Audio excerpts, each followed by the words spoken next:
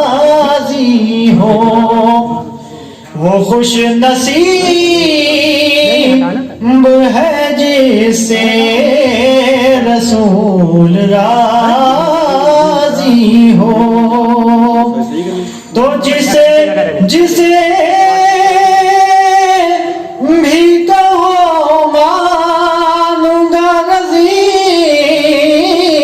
اللہ جسے بھی کہو مانوں گا رضی اللہ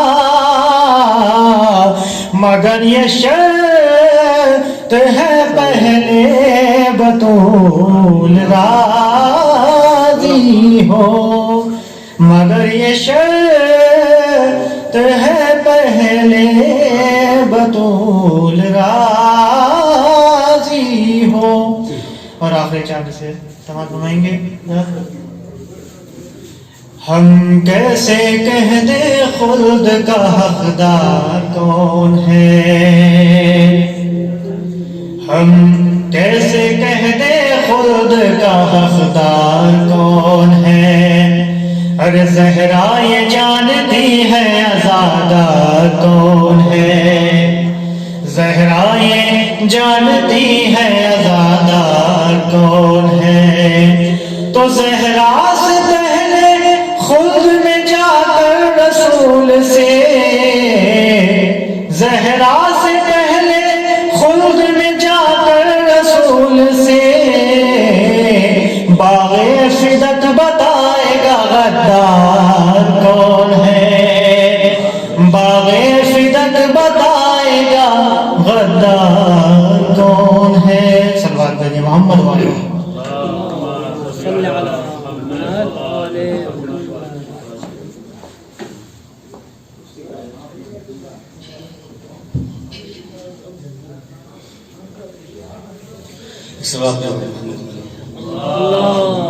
صلی علی محمد وآل محمد آپ کے بعد کچھ اس طرح سے امت بدلی گردن ہے در قرار میں باندھی راسی مجھ کو مارا ہے ستمگر نے تماچا بابا ظالموں نے میرا گھر آ کے جلایا بابا ہر قدم پر مجھے امت نے ستایا اور جلتا دروازہ گرایا ہے میرے پہلو پر پسلیاں گئی سب میری شکستہ بابا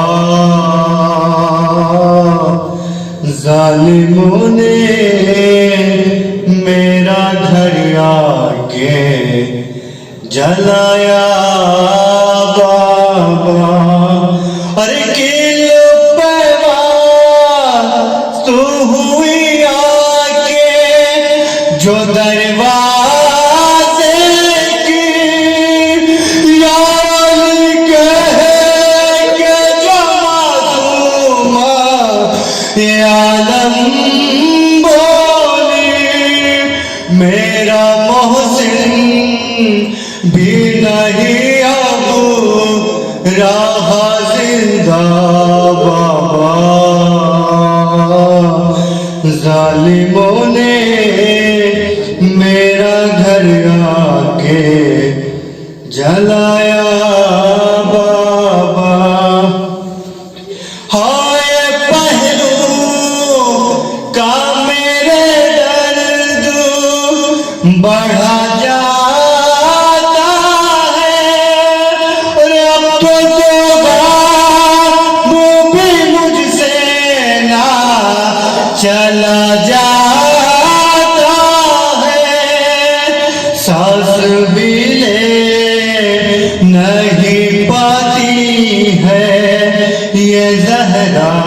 بابا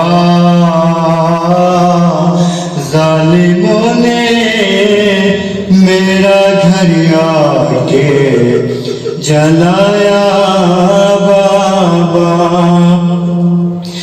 درد پہلو کالی سے ہے چھپایا میں نے اور پسلیاں چور دیے بنا بتایا میں نے میری تکلیف ہے بس جانتی فضا بابا ظالموں نے میرا گھر آ کے جلایا بابا ان مسلمانوں نے یہ حال کیا ہے میرا اور 18 برس میں ہی آپ کی ایسا لگتا ہے کہ ہے کوئی ضعیفہ بابا ظالموں نے میرا گھر آ کے جلایا بابا ہم کو دربار میں تا دیر کھڑے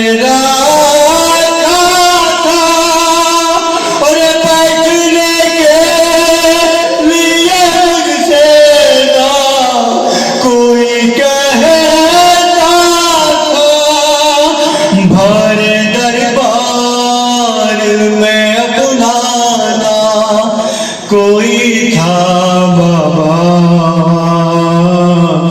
ظالموں نے میرا گھر آ کے جلایا بابا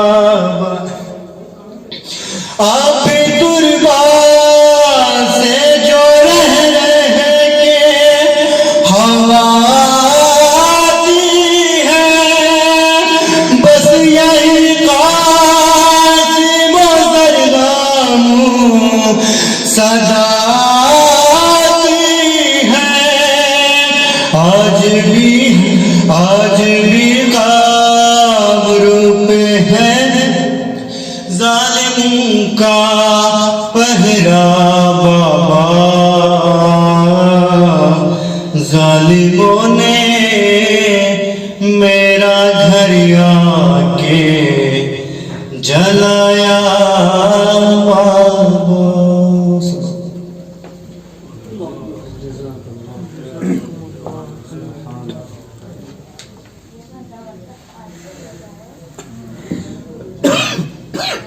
بر محمد و آل محمد صلی اللہ علیہ وسلم مصائب کے چند سمجھ فرمائیے گا کہ جناب زہرا اور امام حسین کے درمیان جو گفتگو ہوتی ہے خواب میں زہرا نے بابا کو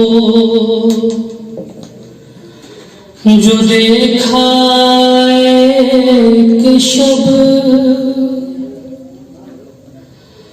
خوش ہوئی پاس میں بابا کے چلی جاؤں گی اب ہائے رونے لگی بچوں کا خیال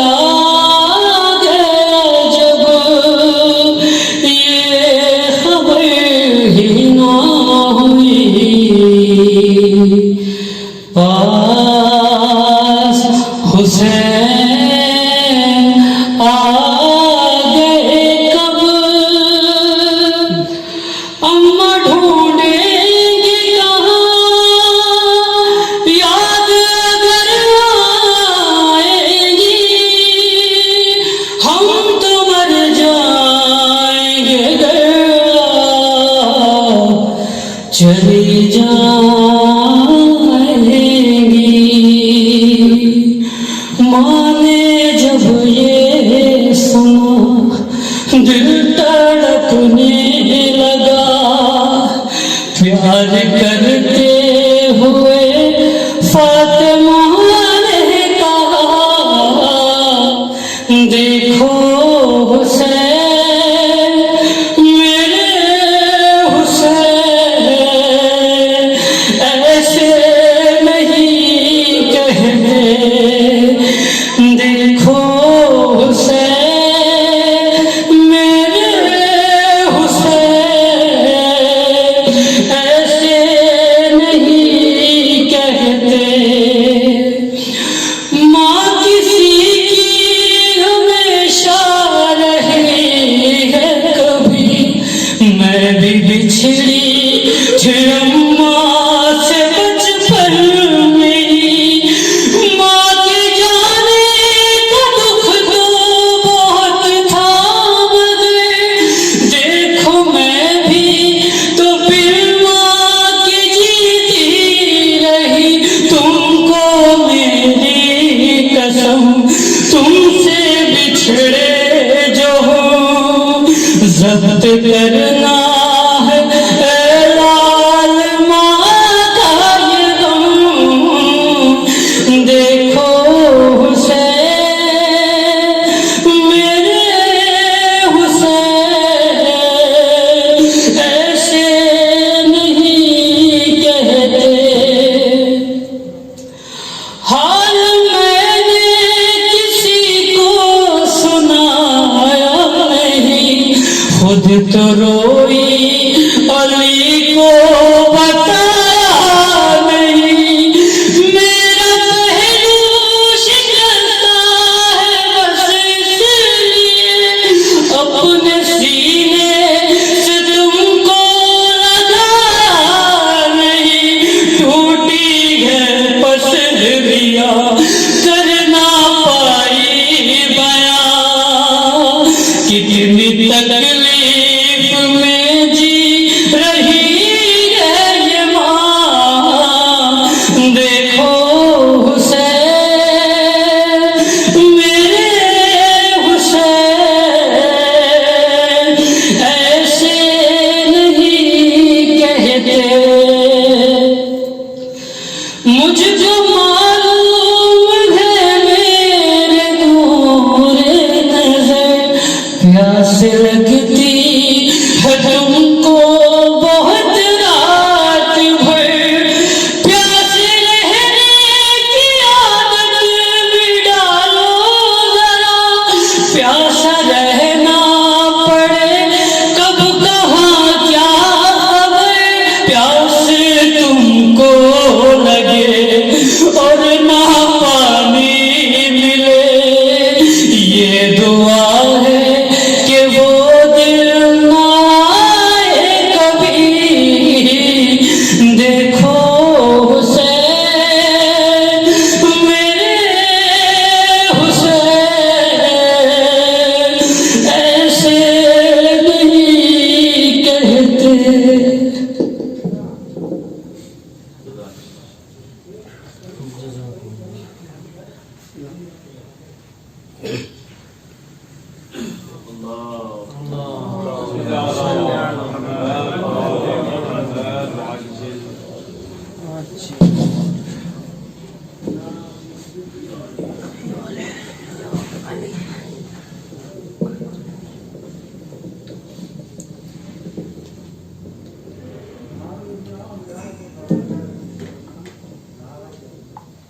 فاتحہ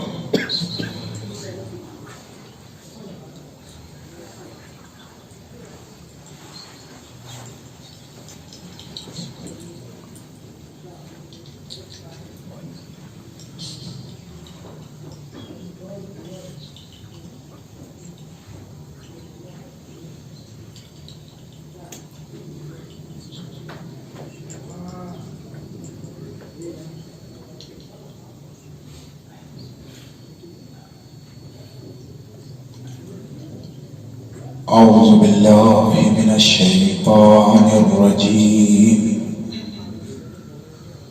بسم اللہ الرحمن الرحیم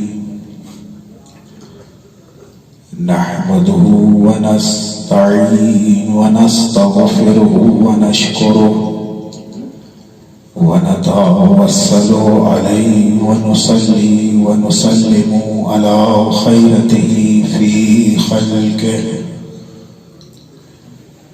حافظ سرہ ومبلغ رسالاتہ سیدنا ومولانا وہادینا ابی القاسم محمد اللهم صل على محمد وآل محمد ولعنت اللہ علی القوم الظالمین وغاصب حقوقہم ومنکر فضائلہم ومصائبہم اما بعد فقد قال اللہ تبارک وتعالی فی المحکم کتابہ والقرآن الحکیم وأصدق الصادقین وقولہ الحق بالحق بسم اللہ الرحمن الرحیم یا نار کونی بردا وسلاما علی ابراہیم وارادوا به کیدا فجعلناهم الاخسرین صلوات بجی محمد وعلی محمد اللهم صل على محمد وآل محمد وعجل خدا بندے رب العزت کی بارگاہ میں دعا گو ہیں کہ پروردگار عالم ہمارے قلوب کو قرآن مجید اور اہل بیت علیہ السلام کے انوار سے منور فرمائے.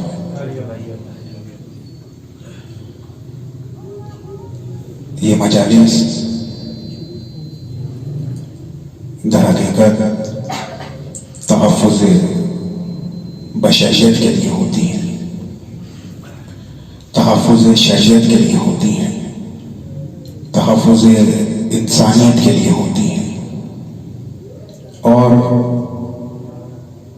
در حقیقت ان مجالس کا اصل مقصد محبتوں کو تقسیم کرنا ہے اور نفرتوں کو اختتام پر پہنچانا ہے. اور اسی وجہ سے اگر یہ مجالس نہ ہوتی تو ہم اور آپ مذاہب اور ادیان کے جنگلات میں گم ہو جاتے ہیں. معلوم ہی نہ ہوتا کہ حق کہاں ہے اور باطل کہاں ہے. نہ معلوم کتنے چہرے جو کہ باطل سے باطل پر تھے مگر حق کا نقاب پہن کر حق والوں کے درمیان آ گئے. ان مجالس نے ان کے چہروں پر پڑی ہوئی ظاہری نقابوں کو ہٹا کر ان کے باطن کے چہرے کو رونما کر دیا اور انسان کو ایسا سفر کرایا کہ انسان جس سفر کو سب سے زیادہ سخت ترین سفر سمجھتا تھا اور جہاں اپنے لیے فنا کا قائل تھا وہاں اسے معلوم ہوا کہ جہاں وہ فنا سوچ رہا تھا حقیقی بقا وہیں ہے. ان مجالس کے ذریعے ہی انسان فنا سے بقا کا سفر کرتا ہے اور ایک ایسا سفر کر لیتا ہے کہ اسے وہ حیات حاصل ہو جاتی ہے جسے حیات طیبہ کہا جاتا ہے. اب وہ اپنی حیات نہیں دیکھ رہا بلکہ ان مردہ دلوں کی تلاش کرتا ہے جنہیں وہ حیات دے دے. اسی وجہ سے کہا گیا کہ یہ فرش عزا ہی کی عظمت ہے کہ بلند ہوتے ہیں فرش عزا پر بیٹھ کے ہم یہاں فرشتے ہمیں سر اٹھا کے دیتے ہیں. صلوات محمد والے محمد.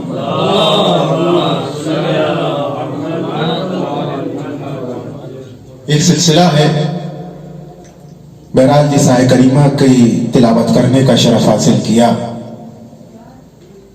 وہ بھی اسی جانب اشارہ کر رہی ہے. ایام فاطمی کی آخری لمحات میں ہیں. آیت کریمہ سورہ انبیاء میں ارشاد ہوا یا نارو کونی بردم و سلاما علی ابراہیم. پورا واقعہ آپ کے ذہن عالی میں موجود ہے. मकसद जहां आपको लेकर आने का है वो यही है कि जनाब इब्राहिम ने दर हकीकत कौन सा काम अंजाम दिया था कि जिसकी वजह से उनको नार के रूबरू लाना पड़ा। तो तवज्जो, कौन सा ऐसा काम था? तारीख में जहां नजर आता है कि इब्राहिम ने अपने इस्तदलाल के जरिए बुत परस्तों को शिकस्त दी थी। बहुत तवज्जो, क्या किया? का इस्तदलाल के जरिए बुत परस्तों को शिकस्त दी और उन्हें हकीकी रास्ता दिखाने की कोशिश की, मगर वो कबूल नहीं कर पाए।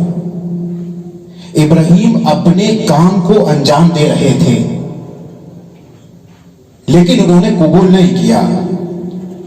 क्या कहा? हम आग को आमादा करेंगे और इस आग में इब्राहिम को फेंकेंगे।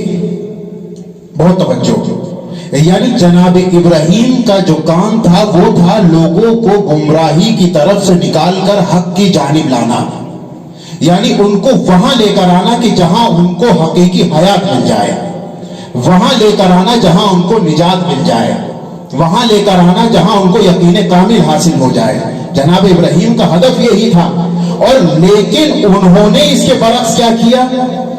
हम आग को जलाएंगे, हम लकड़ियों को इकट्ठा करेंगे और ऐसी आग को जलाएंगे कि जिसकी शिद्दत इतनी ज्यादा होगी कि परिंदा भी उसके ऊपर से गुजर ना सके। यानी एक बात तो यहां से वाज़ेह हो रही है कि जब जब हक अपनी आवाज को उठाता है तो बातिल के पास अगर कोई भी हरबा होता है तो वह आग की शक्ल में लाता है। एक मजाजन आग इस्तेमाल करना चाह रहा हूं। यहां आग अगर हम फकत जनाब इब्राहिम के उस पर देखें कि जनाब इब्राहिम के लिए आतिश की आमादगी की गई, लकड़ियां इकट्ठी की गई, शिद्दत इतनी रखी गई कि परिंदा ऊपर से ना गुजर पाए, जहां इतनी शिद्दत वहां जनाब इब्राहिम को चाहिए क्या था? भाई चाहिए यह था कि इब्राहिम एक वक्त के लिए अपने कदमों को रोक दे। तवज्जो है ना भाई, जनाब इब्राहिम चाहते तो कदमों को रोकते, जनाब इब्राहिम चाहते तो शायद कुछ वक्त के लिए खामोश हो जाते, लेकिन वहां दो सूरतें नजर आ रही थी। एक वो थे कि जिन्हें आग पर भरोसा था, तवज्जो है ना भाई, एक वो था जो लकड़ियों पर भरोसा किया हुआ था, एक वो था जो आग पर भरोसा किया हुआ था, एक वो था जो आग की शिद्दत पर भरोसा किया हुआ था, लेकिन उन्हें मालूम नहीं था ये जिसके मुकाबले में आए हैं वो उस पर एतबार करता है जो इन आग को शिद्दत देने वाला है। बच्चा है ना भाई, उन्होंने किस पर यकीन किया? उन्होंने यकीन किया लकड़ियों पर, उन्होंने यकीन किया आग पर, उन्होंने यकीन किया उस आग की शिद्दत पर। लेकिन इब्राहिम से अगर सवाल हो या नबी खुदा आपको कैसा यकीन है, तो शायद इब्राहिम नबी खुदा जवाब दे तो इंसाफ नहीं कर रहा, तुझे ये दिख रहा है कि ये आग पर यकीन कर रहे हैं, लेकिन जिस पर मुझे यकीन है वो है कि अगर चाहे तो इस आग से शिद्दत को छीन ले, अगर चाहे तो इस आग से शिद्दत को छीन लेगा। यही वजह थी कि जनाब इब्राहिम उस आग की जानिब बढ़े, मगर तारीख लिख ना सकी कि इब्राहिम के कदम लरज रहे थे या इब्राहिम कुछ कहना चाहते थे। नहीं, जैसे जैसे कहा जाता रहा इब्राहिम करते चले गए। कब मंजनिक को लाया जाए, इब्राहिम मंजनिक पर सवार होने के लिए आमादा हो गए, लेकिन यकीन में कोई तजल्जुल नहीं, कोई लफ्जिश नहीं। जिब्राइल आके भी कह रहे हैं अगर चाहे तो मैं मदद करूं, लेकिन इब्राहिम कह रहे हैं जिब्राइल मुझे मालूम है कि जिसने इस आग को इतनी शिद्दत दी है वही मेरे लिए इसको सलामती करार दे सकता है। बस हुआ ही यही, बस यहां से ایک نقشہ تو نمرود اور آل نمرود کے لیے کھنچ گیا کہ جس طرح وہاں وہ نمرود کی اولادیں یہ فکر کر رہی تھی کہ آگ جلانے سے حق خاموش ہو جاتا ہے، آگ کی شدت سے حق خاموش ہو جاتا ہے، وہی اولاد نمرود جو مدینے کی گلیوں میں کھڑے ہو کر فکر کر رہے تھے کہ ہم آگ جلا دیں گے، حق یہی نابود ہو جائے گا، حق باہر نہیں نکلے گا، وہ شاید بھول گئے کہ ادھر جب آگ سلامتی کی طرف چلی گئی تو یہ آل نمرود کی جلائی ہوئی آگ اس حق کی آواز کو کیسے دبا سکتی تھی؟ جواب محمد والے محمد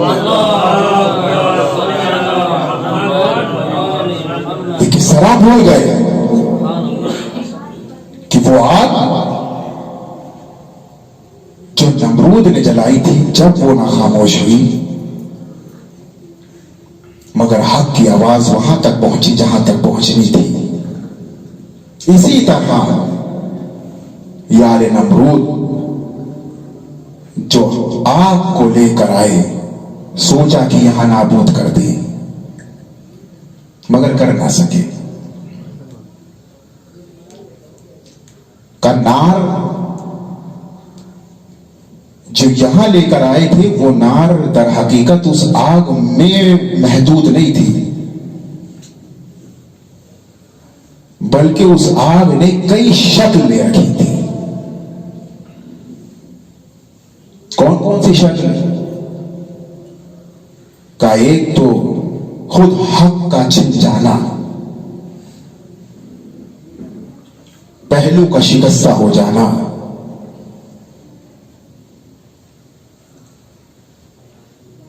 مدینے کے لوگوں کے رویوں کا بدل جانا، جس حق کی مختلف شکلیں تھیں،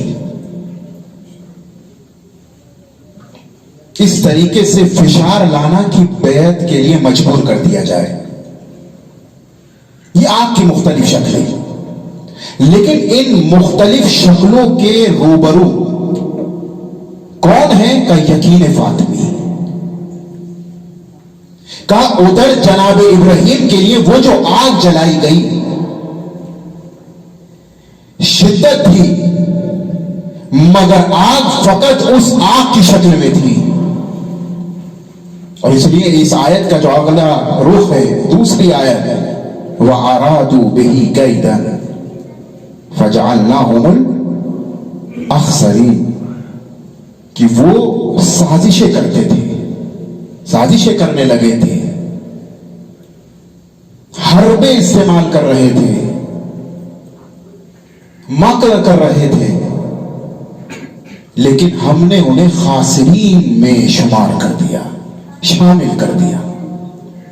اور یہی معاملہ یہاں پر ہے، یہاں یقین کے مقابلے میں تمام چیزیں ہیں، بیعت کے لیے مدینے کے لوگوں کا رویہ بدلنا، دروازے پر آگ کا جلانا، پہلو کا شکستہ ہونا، حق کا چھین جانا، لیکن اس کے روبرو جو یقین حضرت فاطمہ زہرا سلام اللہ علیہا ہے، انہوں نے اس آگ کو اس طرح شکست دی کہ آج تک وہ آگ دوبارہ بھڑکنے کے لیے آمادہ نہ ہو سکی۔ یہ یقین حضرت فاطمہ تھا۔ بھئی یہ یقین اگر ہم دیکھیں، یہ یقین فقط محدود ایسا نہیں ہے کہ کوئی سوچے کہ یہ یقین فقط معصوم کے ساتھ ہو تب یہ معاملہ نظر آئے گا، کہ نہیں، اگر کوئی غیر معصوم بھی یقین کے سفر میں معراج کے سفر کو طے کر لے تو پھر شعلوں کا گلزار ہو جانا واجب ہے۔ لیکن ضروری کیا ہے؟ کہا ضروری یہ ہے وہ جو یقین ہے وہ یقین ظاہری نہ رہے بلکہ وہ یقین جو باطنی ہے اس کا رسوخ بدن کے اعضاء پر بھی حاضر ہو جائے۔ بھائی تاریخ میں چہرے نظر آتے ہیں، ہارون مکی کو کیسے بھول جائے کہ ہارون مکی سے فقط امام نے کہا ہارون جاؤ تندور میں اتر جاؤ، کوئی دکھا دے کہ ہارون کے پیروں میں لفظی شاہی ہوگا، نہیں، ہارون اتر گئے۔ بھائی وہاں تھے شعلے، وہ شعلے کیسے گلزار بنے؟ یہاں معاملہ فقط امام کا نہیں تھا، یہاں معاملہ ہارون مکی کے یقین کا تھا۔ کہا اس یقین نے اس بھڑکتے ہوئے شعلوں کو گلزار بنا دیا۔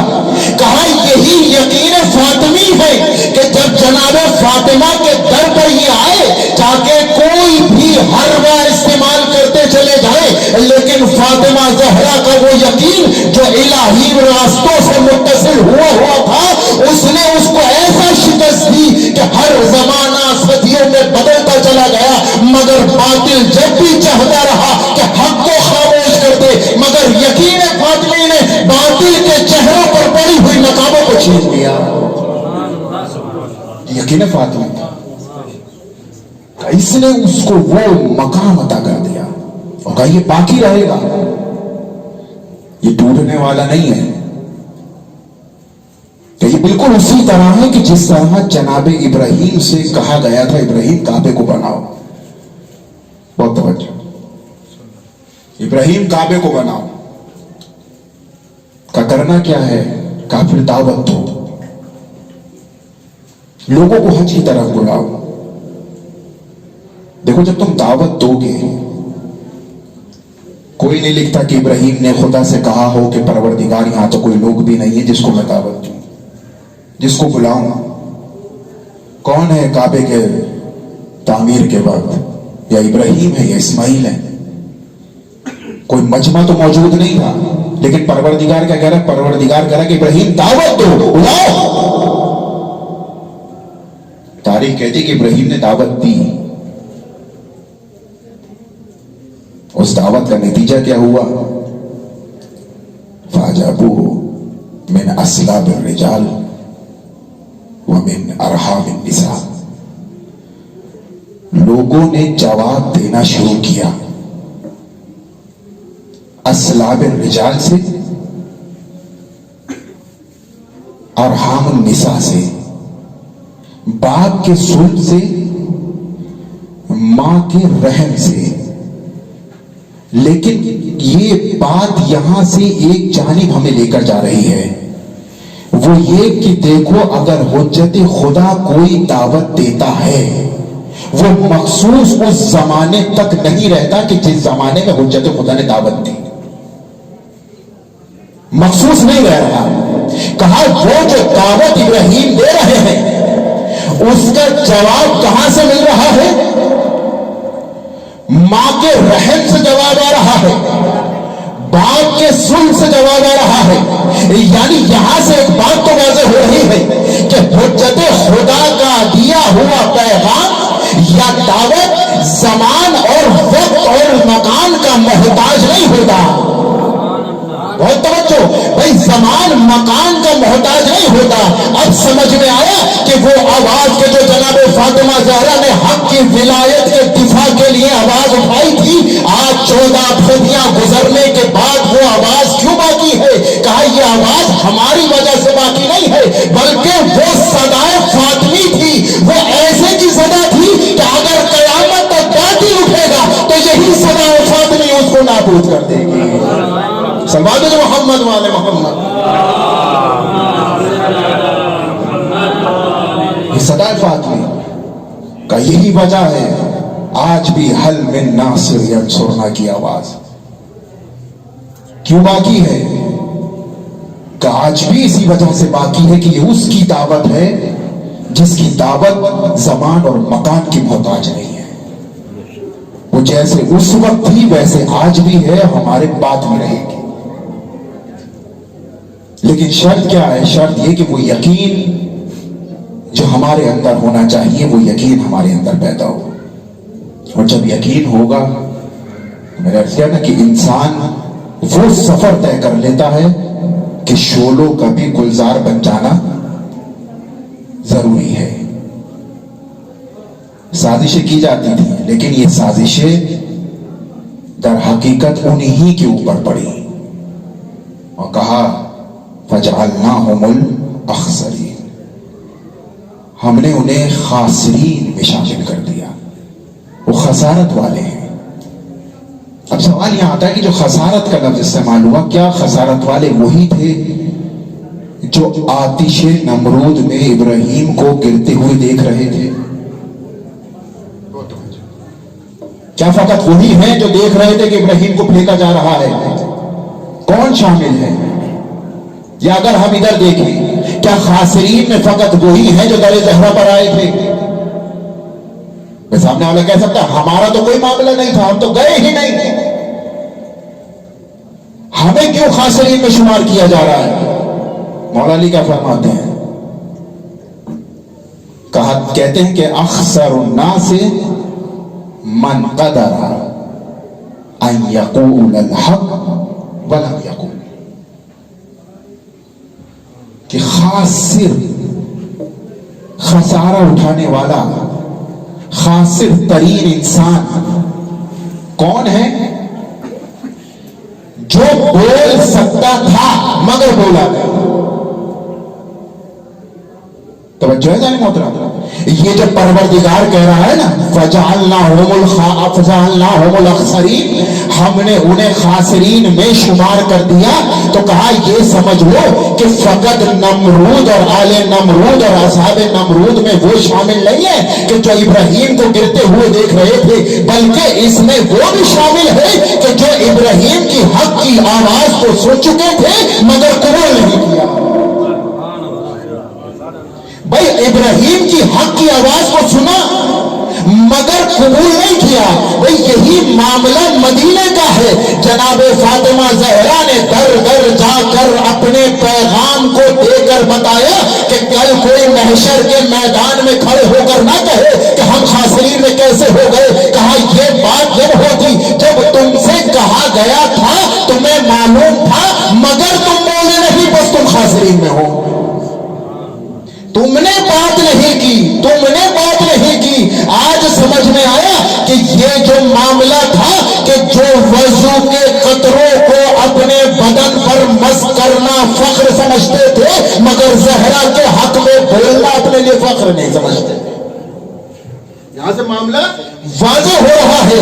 یہ خاسرین میں ایسا نہیں کہ خاسرین میں غیر مسلمان شامل ہوں گے یا خاسرین میں وہ شامل ہوں گے جو اسلام قبول کرنا چاہتے تھے مگر قبول نہیں کر سکے، یہ معاملہ نہیں۔ کہا یہاں معاملہ انہی کے ساتھ ہے جو جانتے تھے یہ آل رسول ہیں، جو جانتے تھے یہ وہ ہے کہ جس در پر آ کر رسول سلام کرتے ہیں، یہ وہ ہے کہ جہاں دیکھتے تھے کہ جہاں ستارہ اتر رہا ہے، جہاں ملائکہ آتے ہیں، جہاں رحمت الہی نازل ہو رہی ہے، سب کچھ جانتے تھے۔ فاطمہ کو پہچنوا چکے، حسنین کو پہچنوا چکے، علی کو پہچنوا چکے، لیکن پھر بھی خاموش رہے۔ کہا فَجَعَلْنَاهُمُ الْأَخْسَرِينَ، ہم انہیں ایسے خاسرین میں شمار کر دیں گے کہ جن کو در در جا کر عزت مانگنی پڑے گی مگر اس کے بعد بھی انہیں عزت نہیں ملے گی۔ یہ در در جا کر کہیں گے کہ ہمیں عزت دے دو، یا ہمارے لباس کو اہمیت دو، ہمارے عہدے کو اہمیت دو، ہم خلیفہ ہیں، ہم یہ ہیں، ہم فلاں ہیں۔ بات وہاں تمام ہو جائے گی کہ فاطمہ زہرا سلام اللہ علیہا نے ان کے اس دفتر کو ہی بند کر دیا جہاں سے عزتیں بانٹی جاتی ہیں۔ کیوں بند کر دیا؟ کہا اگر یہاں یہ دفتر کھلا رہا تو نامعلوم کتنے بے عزتوں کو عزت مل جائے گی۔ بھائی ہم اس دروازے کو ہی بند کر رہے ہیں کہ اگر عزت چاہیے تو ان کے دروازوں پر آؤ کہ جہاں ملائکہ بھی آ کر یہ فخر کرے کہ ہم اس در پر آ رہے ہیں جہاں سے ہمیں بھی عزت مل رہی ہے۔ ہم نے اس دروازے کو بند کر دیا، اب ہم تمہارے لیے تمام راستوں کو بند کر دیں گے، تمہیں کوئی راستہ ہی نہیں ملے گا۔ یہ در تو ایک عظیم در ہے۔ کہا جہاں رسول آ کے سلام کرے، کرتی ہے تیری ذات کبھی بات خدا سے، ملتی ہے محمد کو شفا تیری قصہ سے۔ یہ وہ مقام جس کی عظمت، جس کا وقار، جس کی بلندی انسان کیا سمجھ سکتا ہے۔ کا اس در پر آئے ہوئے غلام غلامی پر فخر کرتے ہوں، جس در پر آئی ہوئی کنیزیں اپنے کنیز ہونے پر فخر کرتے ہوں تو اس کا مقام کتنا بلند ہوگا۔ بس میں اپنی بات تمام کروں۔ سازشیں کی جاتی تھی، کبھی حق کو چھینا جا رہا ہے، کبھی گھر کے باہر شور و غل کیا جا رہا ہے، کیوں کا ہے بدتاری ہو۔ کبھی ایسے کو دروازے پر بھیجا جا رہا ہے جس کو مدینے میں ذلیل ترین انسانوں کی فہرست میں دیکھا جاتا تھا. تمام سازشیں ہوئی تاکہ گمراہ کیا جائے, لوگوں کو اس طریقے سے دکھایا جائے کہ یہ گھر نعوذ باللہ محل فساد ہے. کہ کام کیے گئے, کہا گیا ہے کہ یہاں علی نے گھر میں مال غنیمت کو چھپا رکھا ہے, معاذ اللہ, نعوذ باللہ. ایسے معاملات تاریخ میں نظر آتے ہیں, لیکن علی مرتضیٰ خاموش ہیں, کوئی جواب نہیں دے رہا.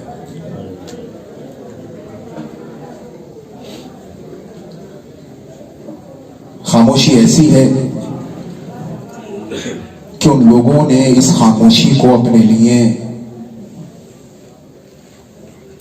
اور جرأت میں اضافے کا سبب سمجھ لیا. سمجھتے رہے کہ ہم جہاں اتنا کر چکے ہیں اب ہم دروازے پہ جائیں گے. اب وہ دن آ گیا جس دن کا علی کو بھی انتظار تھا, جس دن کا فاطمہ زہرا سلام اللہ علیہا کو بھی انتظار تھا. تاریخ کہتی ہے کہ جب یہ لوگ اکٹھا ہوئے ہیں نا تو ایک بار نہیں آئے, 3 دفعہ آئے. ایک بار آتے ہیں مولا کائنات نے واپس بھیج دیا, دوبارہ آتے ہیں پھر مولا کائنات نے واپس بھیج دیا. تیسری بار جب آئے نا تو جناب زہرا نے اپنی ردا سنبھالی اور دروازے پر آ کر کہا کہ تمہیں معلوم نہیں ہے کون سا دروازہ ہے؟ کیا تمہیں معلوم نہیں, تم بھول گئے؟ جواب کیا ملا کہ ہمیں کوئی فرق نہیں پڑتا کہ دروازہ کون سا ہے, ہم علی کو لینے آئے ہیں, علی کو لے کے جائیں گے. فاطمہ نے کہا جب تک فاطمہ زندہ ہے کوئی علی تک نہیں پہنچ سکتا. تاریخ کہتی ہے کہ کیا کیا گیا کہ لکڑیاں اکٹھا کی گئی. ذرا انصاف سے بتائیں کہ ایک دروازے کو جلانے کے لیے کتنی لکڑیاں چاہیے؟ تاریخ کہتی ہے کہ اتنے لکڑیاں تھیں کہ شاید ان کی نیت یہ تھی کہ گھر کو جلا دیں. اللہ اکبر, خدا کسی غم میں نہ رولائے سوائے غم حسین. روایت کہتی کہ اب جب یہ دروازے پہ آئے نا اور آگ جلائی تو اب بی بی نے دونوں ہاتھوں سے دروازے کو سنبھالا. کہتے کہ دونوں ہاتھوں سے جو دروازے کو سنبھالا نا, اب وہ شدت اتنی اس آگ کی اس دروازے پر بڑھ رہی تھی کہ ایک طرف فاطمہ کے ہاتھ اور دوسری جانب اس آگ کی شدت. روایت کہتی کہ آگ کے ذریعے بھی فاطمہ اس دروازے کو سنبھالی رہی کہ کسی کو علی کے جانب نہیں جانے دوں گی. لیکن ایک ملعون آگے بڑھا, ارے دروازے پر ایسی ٹھوکر ماری کہ اب وہ دروازہ فاطمہ کی جانب بڑھا. ارے فاطمہ دو دیوار کے درمیان, اللہ اکبر. روایت میں موجود ہے کہتے کہ آگے بڑھے, ارے فاطمہ کے اوپر دروازہ ہے, آواز بلند کی فضا فضا میری مدد کے لیے آئے. ارے مجھ سے رخصت ہو گیا. اللہ اکبر. کہتے کہ ظالم آگے بڑھے, ارے علی کو گھر سے نکالا, ارے رسک مانی گئی, لیکن فاطمہ کے پاس سے جب گزارا گیا فاطمہ نے آبا کے دامن کو پکڑ لیا. ارے میرے ہوتے ہوئے کوئی علی کو لے جائے تو آبا کے دامن تھام رکھا تھا. ایک ملعون کے غلام نے آگے بڑھ کر ایسا دستہ مارا, ارے وہ ہاتھ کہ جو ہمیشہ تسبیح الہی توڑتا تھا اب اٹھنا سکا. اللہ اکبر. روایت کہتی ہے کہ علی کو لے جایا گیا, ارے فاطمہ نے اپنے آپ کو سنبھالا کہ میں جا کر بد دعا کروں گی. علی مرتضیٰ کو خبر پہنچی, کہا سلمان جاؤ, ارے جا کر روکو کہیں فاطمہ بد دعا نہ کر دے یا آسمان زمین پہ گر جائے گا. روایت کہتی ہے کہ فاطمہ تک خبر پہنچائی, بی بی گھر پر آ گئی, یہ وقت بڑھتا چلا گیا. لیکن عزیزان محترم, یہ مدینے والوں کو فاطمہ کا گریہ بھی برداشت نہیں ہے. ارے کیسے مدینے والے تھے, یہ کیسا رخ بدل لیا کہ جو رسول کا کلمہ پڑھتے ہیں اور مگر رسول کی बेटी का हक अदा नहीं कर रहे। रिवायत कहती है कि जब आए कहा हम ये चाहते हैं कि फातिमा यतीम में रोने या रात में रोने, लेकिन हाज़ान मोहतरम जब बीवी से कहा गया ना तो बीवी ने इतना गिरिया किया, कहा मौला मैं चाहती हूँ मेरे लिए एक ऐसा हुजरा बना दे कि जिस हुजरे में जाकर फातिमा गिरिया कर ले।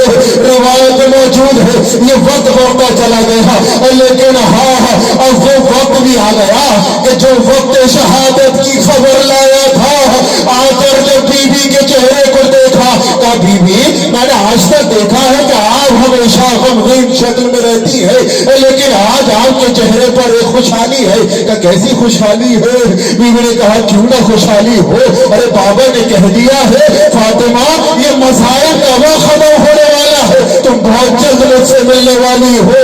हाज़ाने मोहतरम कि जैसे ये जुमला सुना ना अली का कलेजा फट गया, कहा वो वक्त आ गया कि अली से फातिमा जुदा होने वाली है। हाज़ाने मोहतरम रिवायत कहती है अरे फातिमा ने अपने आप को बिस्तर पर लिटाया, कह दिया कि देखो जब तक मेरी सदा आती रहे तो फातिमा को समझ लेना कि फातिमा की हयात बाकी है, अगर अल्लाह खामोश हो जाए तो समझ लेना फातिमा रुखसत हो गई। हाज़ाने मोहतरम रिवायत का वो वक्त भी आया कि ये तारीख ने लिखा कि फातिमा रुखसत हुई, खबर अली तक पहुंची। रिवायत मौजूद है दो कदम ऐसे हैं जो लफ्ज़िशों की तरह इस तरह चले हैं, कभी उठते हैं कभी गिरते हैं, कभी उठते हैं कभी गिरते हैं। एक हुसैन के कदम जब अली अकबर के जनाजे पर बढ़े, एक अली के कदम जो फातिमा की जानिब बढ़े। अल्लाहु अकबर। रिवायत में मौजूद कहा जब अली मुर्तज़ा है फातिमा के करीब के बीबी आप अली को तन्हा छोड़ गई, आप अली को तन्हा छोड़ गई। रिवायत कहती है कहा वो वक्त आया कि जिस वक्त को गुस्ल दफन देना है, वसीयत है रात में दफन होना है। बच्चों से कह दिया कि माँ की वसीयत है कि आवाज मदीने की गलियों तक ना पहुंचे, आवाज मदीना की गलियों तक ना पहुंचे। खुदा किसी को ये वक्त ना दिखाए कि माँ का जनाजा सामने हो और बच्चों की सदाएं रोकी जा रही हो। रिवायत कहती है बच्चों ने आसीन के दामन को, आसीन को अपने मुंह में दबाया और रोना शुरू किया। बच्चे कैसे बर्दाश्त कर रहे, लेकिन हाँ अरे वो मुश्किल कुशा, वो शेरे दिल अली के जो दूसरे बच्चों को नसीहत कर रहे थे, लेकिन अभी गुस्ल के दरमियान ऐसी चीख मारी, अरे आकर पूछा मौला खैर कहा बीबी ने अरे वो मुझसे छुपाया कि जिसको छुपाना नहीं था। का मौला खैर कहा फातिमा ने अरे अपनी ड्यूटी पसलिया अरे अली से छुपा के रखी। अज़ीज़ाने मोहतरम रिवायत मौजूद है कि जैसे ही पसली, यही वजह है, अरे यही वजह है कि जब मौलाए कायनात से पूछा गया कि मौला दो सख्त वक्त बता दे, का तुम सुनना चाहते हो तो अली के बहुत से ऐसे लम्हात गुजरे जो अली के लिए पहाड़ से ज्यादा वजनी थे, लेकिन दो सख्त वक्त का एक सख्त वक्त वो था अरे जब फातिमा की टूटी हुई पसलियों पर अली की निगाह गई। अरे दूसरा सख्त वो था कि जब फातिमा पर वार हो रहा था, अरे अली मौजूद।